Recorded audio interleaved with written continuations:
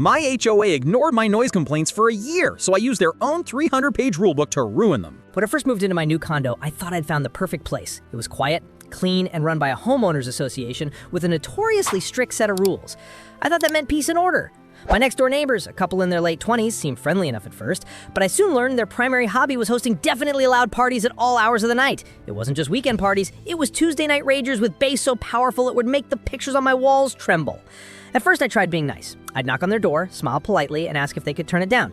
They'd apologize profusely and then turn the music back up 10 minutes after I left. After a month of this, I started filing official complaints with the HOA. I sent emails, I recorded videos of the noise, the HOA would send them a formal warning letter, which my neighbors would promptly ignore. The HOA manager was useless, telling me they had to follow a process that could take months or even years to result in any real consequences.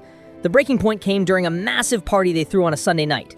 Their guests had taken over the entire hallway, leaving a trail of empty bottles and cigarette butts. Someone had parked in my assigned parking spot, and worse, another guest had vomited on my doormat. I called the HOA's emergency security line, and the bird told me he wasn't authorized to remove guests. I called the police, who said a noise complaint was a low priority. I felt completely powerless and enraged.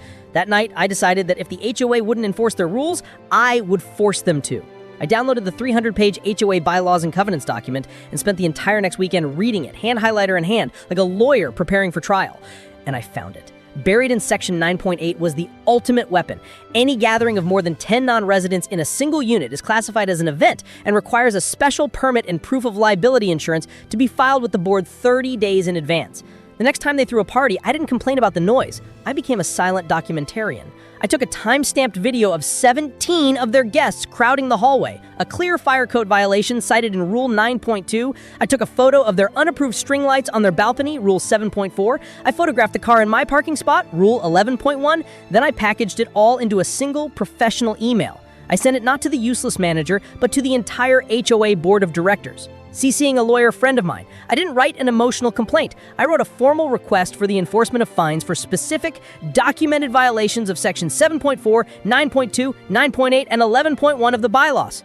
Faced with a meticulously documented case and the implicit threat of legal action for negligence, the board was forced to act. My neighbors were hit with over $4,000 in fines and a final warning before eviction. The silence that followed was the sweetest sound I had ever heard.